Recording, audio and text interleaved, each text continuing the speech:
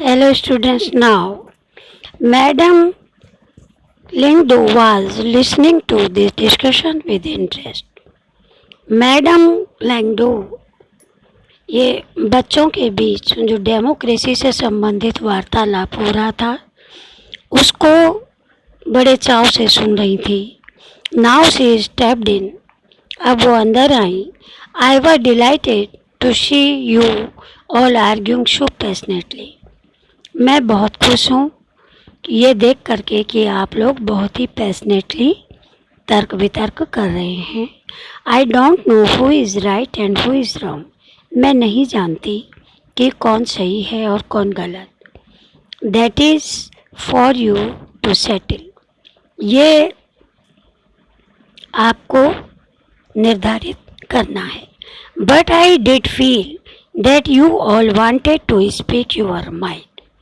परंतु मैंने ये महसूस किया कि आप सभी लोग अपने जो विचार हैं वो रखना चाहते हो.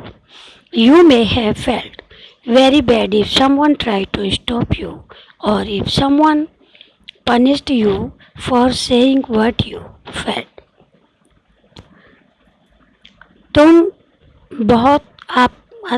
तुमको ये बहुत बुरा लग सकता है अगर कोई तुम्हें रोकने का प्रयास करता है या कोई तुम्हें इस बात के लिए सज़ा देता है कि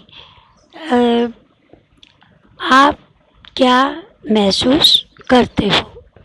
would you be able to do that in a country that is not democratic. क्या आप उस देश के लिए कुछ करने के योग्य हो जहाँ की जो देश की प्रजातांत्रिक नहीं है. Is that a good argument for democracy. तो डेमोक्रेसी के लिए बहस करना क्या अच्छा है. Argument against democracy. This conversation has most of arguments that we routinely hear against democracy. इस वार्तालाप में अधिकतर वही बहस थी जो कि हम रूटीनली डेमोक्रेसी के खिलाफ सुनते हैं. Let us go over some of these arguments. अब हम कुछ ऐसे ही तर्क वितर्क या आर्ग्यूमेंट्स देखते हैं. Leadership keep changing in a democracy. This leads to instability. प्रजातंत्र में जो नेतृत्व है वो बदलता रहता है और यह सरकार को अस्थिरता की ओर ले जाता है.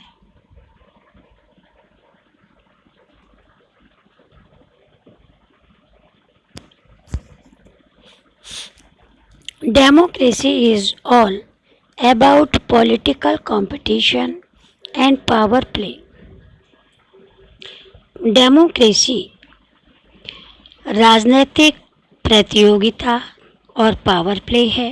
There is no scope for morality. वहाँ आदर्शवादिता के लिए कोई जगह नहीं है.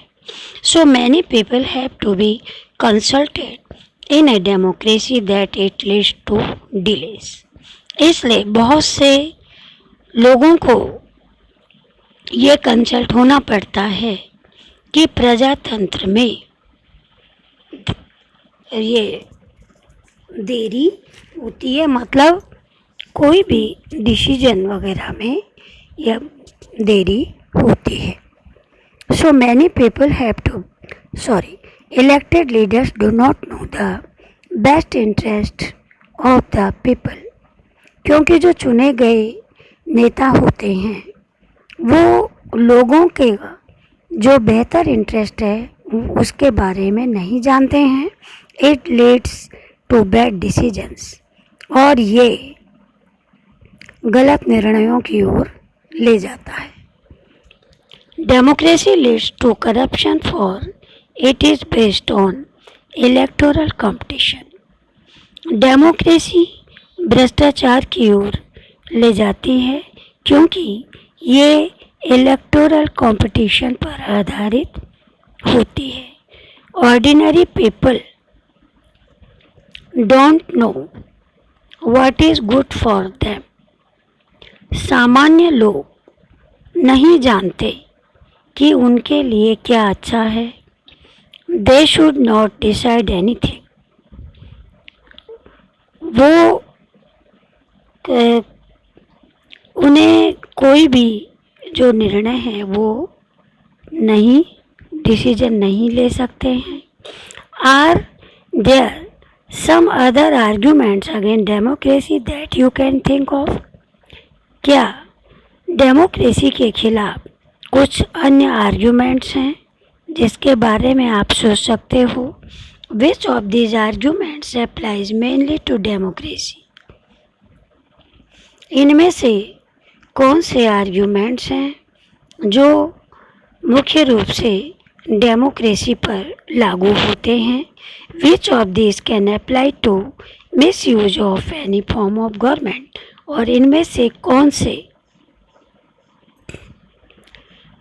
जो आर्ग्यूमेंट्स हैं वो किसी भी तरह की सरकार पर लागू किए जा सकते हैं किसी भी सरकार का गलत उपयोग करने के लिए.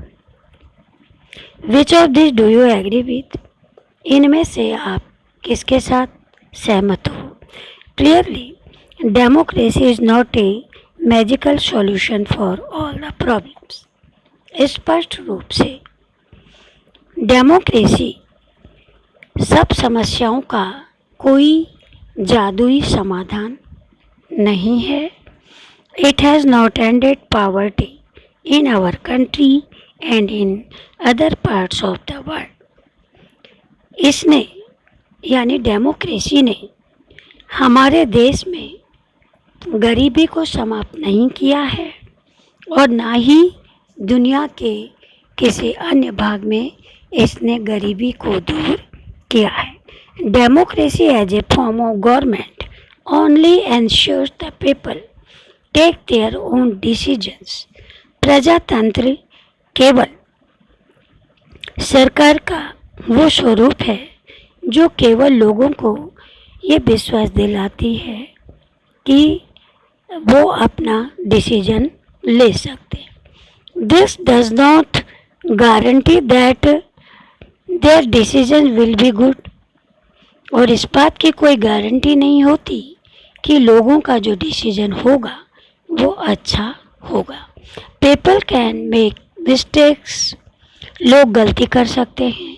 Involving the people in this decisions does lead to delay in decision making.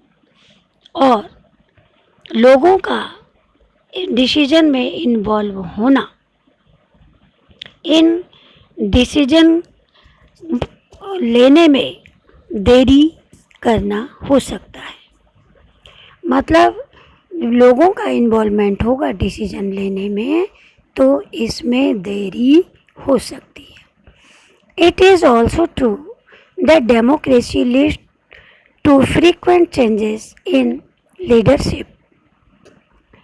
तो ये भी सत्य है प्रजातंत्र में कि प्रजातंत्र में जो लीडरशिप है उसमें बहुत बार परिवर्तन होते हैं.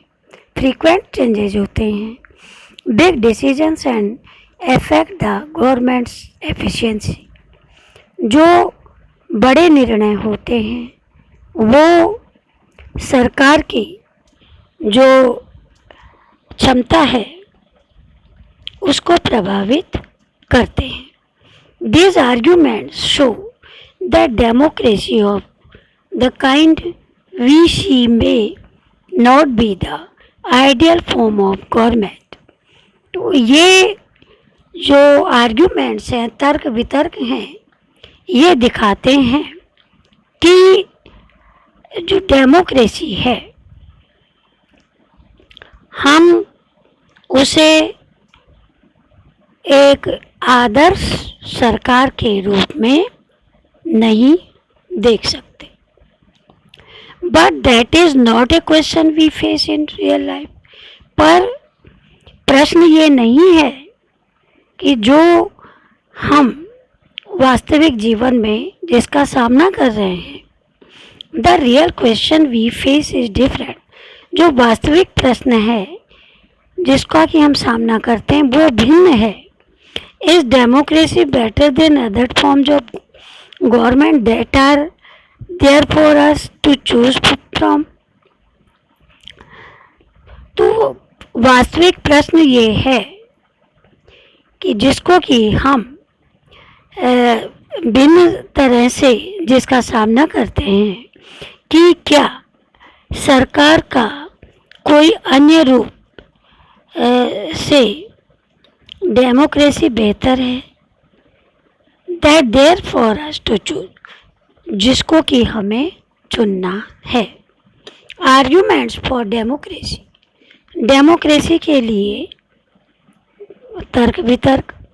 चाइना's famine of 1958 to 61 was the worst recorded famine in world history।